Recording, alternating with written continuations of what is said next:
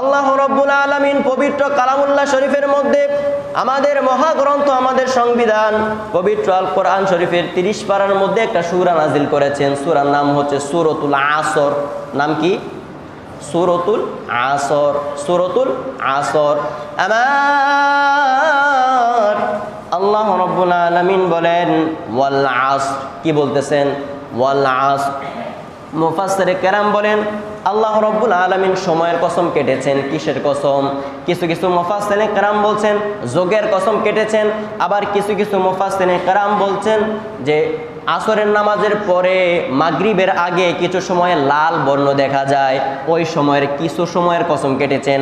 তবে সবচেয়ে থেকে নির্ভরযোগ্য কমেন্ট যেটা, সবচেয়ে থেকে নির্ভরযোগ্য হাদিস যেটা, রেফারেন্স যেটা, আমার আল্লাহ রাব্বুল আলামিন আসরের নামাজের সময়ের কসম কেটেছেন। মুফাসসিরে কেরাম যে মতটা সবচেয়ে থেকে বেশি গ্রহণযোগ্য, সেই গ্রহণযোগ্য মতটাই আপনাদের কাছে প্রেজেন্টিং করব।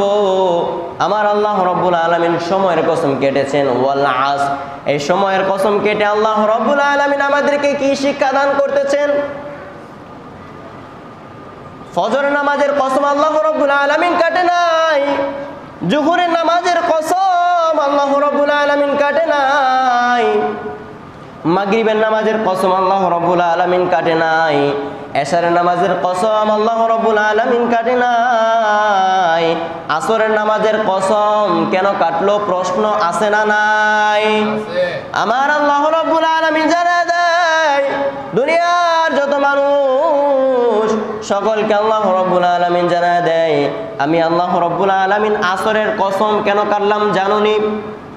আসরের কসম এই জন্যই কাটলাম, আসরের টাইমটা হচ্ছে তুচ্ছ, ছোট, ঠিক কিনা? আসরের টাইমটা হচ্ছে ছোট, তোমাদের সময়ও ছোট। কখন জানি আজরাইল এসে তোমাদেরকে তুলে নিয়ে যায়, তোমাদের কোনো খোঁজ খবর নাই। সেই মরণের দিকে খেয়াল রাখো, পড়েন সুবহানাল্লাহ। এই ছোট সময়ের ভিতরে আল্লাহ রাব্বুল আলামিন আমাদেরকে জানা দেয়, ছোট সময় দ্বারা তোমাদেরকে বোঝানো হয়েছে এই ছোট সময় পেয়েও তোমরা কি করতেছো? তোমরা এদিক সেদিক যাচ্ছ, এটা সেটা করছো, মানুষের গীবত গাচ্ছ, আরো কত না কিছু করছো, জীবন পেয়ে কত কিছুই করছো। এই ছোট সময়ের কসম আমি কাটলাম, কখন জানি তোমাদেরকে মালাকুল মউত তুলে নিয়ে যায়, খোঁজ খবর পাইবা না। মরণের খেয়াল রাখো, পড়েন সুবহানাল্লাহ। তারপরে অন্য আয়াতের মধ্যে আমার আল্লাহ রাব্বুল আলামিন বলতেছেন ইন্নাল ইনসানা লাফি খুসর, পড়েন আল্লাহু আকবার। আমার আল্লাহ রাব্বুল আলামিন বলেন ইন্নাল ইনসানা লাফি খুসর, দুনিয়ার সব মানুষ, দুনিয়ার সকল মানুষই ক্ষতিগ্রস্তের মধ্যে নিপতিত আছে। দুনিয়ার যত প্রকার মানুষ আছে, দুনিয়ার সকল মানুষ হচ্ছে ক্ষতির মধ্যে নিপতিত। মুসলমান হোক, ইহুদি হোক, নাসারা হোক, বিধর্মী হোক, সবাই ক্ষতিগ্রস্তের মধ্যে আছে। কেউ এই ক্ষতিগ্রস্তের মধ্যে ছাড়া নাই, আন ক্ষতিগ্রস্তের মধ্যে নাই। সবাই দুনিয়ার মধ্যে যারা বিস্তার করতেছি সবাই আমরা ক্ষতির মধ্যে আছি, করেন আল্লাহু আকবার। এই অল্প সময় পেয়ে আমরা আন ক্ষতি বিচারি, আন ক্ষতি খুঁজি, কিন্তু না না, আমরা এখানে যারা উপস্থিত, যারা অনুপস্থিত, যারা বিধর্মী আছে, সকল মানুষ, যারা মানুষ, অর্থাৎ যারা মানুষ, এক কথায় যারা মানুষ, যারা ইনসান, ইন্নাল ইনসান, ইনসান অর্থ হচ্ছে কি? মানুষ। এই মানুষ যারা সবাই দুনিয়ার মধ্যে হচ্ছে ক্ষতিগ্রস্ত, পড়েন আল্লাহু আকবার। কিন্তু মুমিনদের ক্ষতিটা হচ্ছে ভিন্ন, বিধর্মীদের ক্ষতিটা হচ্ছে ভিন্ন, ঠিক কি না? এখন আপনাদেরকে বুঝিয়ে দেই। ধরেন আপনি 10 লাখ টাকা চালান দিলেন, 10 লাখ টাকা চালান দিলেন, এই 10 লাখ টাকা থেকে প্রতি মাসে আপনার 30,000 টাকা লাভ আসে। কিছু সময় দেখা যাইতো যে আপনার 30,000 টাকা না আসে 27,000 টাকা আসে। এটা হচ্ছে লাভের লস। কিসের লস? লাভের লস। আপনার চালানের কিছু টাকা লস হয়েছে, আবার লাভ হতেও পারে, ঠিক কিনা বলেন? আর যারা বিধর্মীদের ক্ষেত্রে আল্লাহ রাব্বুল আলামিন বুঝানোর ক্ষেত্রে বলেছেন, মনে করেন বরিশাল থেকে গাজীপুরের মধ্যে 10টা ট্রাক ছেড়েছে, বরিশালের মধ্যে এসে মাল নামাইবে। কিছু দূর আসার পরে যে সময় বরিশাল থেকে ট্রাকটা ছেড়েছে, মাঝখানে রাস্তার মাঝখানে এসেছে, সেই সময় কিছু গুন্ডা এসে, কিছু ডাকাত এসে ট্রাকগুলাকে জ্বালিয়ে দিয়েছে। এটা তো পুরাটাই লস, ঠিক না? এটাই মুমিনদের আর বিধর্মীদের এক হতে পারে না।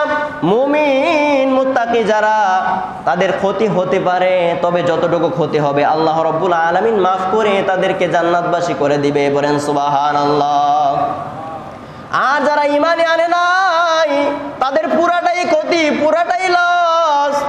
আল্লাহ রাব্বুল আলামিন কখনোই তাদেরকে জান্নাতবাসী করবে না, মরণের পরে তারা হয়ে যাবে জাহান্নামী। কথা বলেন ঠিক কি না?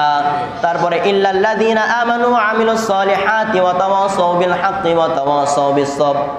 আমার আল্লাহ রাব্বুল আলামিন জানায় দেয়, ইল্লাল্লাযীনা আমানু ওয়া আমিলুস সালিহাত, যারা সৎ কাজের আদেশ করেছে, অসৎ কাজের নিষেধ করেছে, যারা মানুষকে তাকাজা দিয়েছে, তাগিদ দিয়েছে সৎ কাজের, অসৎ কাজ থেকে নিষেধ করেছে, যারা অসৎ কাজে নিষেধ করেছে, মানুষকে ধৈর্যের শিক্ষা দিয়েছে, অধৈর্যের শিক্ষা থেকে বিরত রেখেছে, নিজেও বিরত থেকেছে, আমার আল্লাহ রাব্বুল আলামিন বলেন শুধু তারা ব্যতীত আর সবাই হচ্ছে ক্ষতিগ্রস্ত। করেন সুবহানাল্লাহ।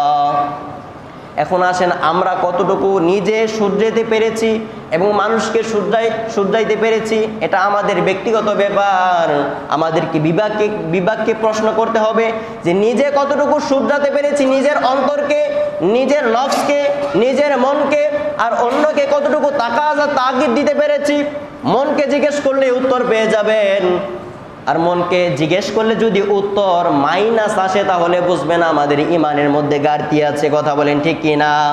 তাহলে আমরা সবাই হচ্ছে ক্ষতিগ্রস্ত, আমরা কেউই ক্ষতিগ্রস্তের মধ্যে নাই। ক্ষতিগ্রস্ত নাই এমন কোনো ব্যক্তি নাই দুনিয়ার মধ্যে, সবাই ক্ষতিগ্রস্ত। কারো ক্ষতি হচ্ছে বেশি আর কারো ক্ষতি হচ্ছে কম। আর যারা সৎ কাজের আদেশ দেয়, অসৎ কাজের নির্দেশ করে, অসৎ কাজে নিষেধ করে, ধৈর্যের শিক্ষা মানুষকে দেয় এবং নিজেও ধৈর্য লালন করে, আল্লাহ রাব্বুল আলামিন বলেন শুধু তারা ব্যতীত আর সকলেই হচ্ছে ক্ষতিগ্রস্ত। করেন সুবহানাল্লাহ। এখন আমরা কিভাবে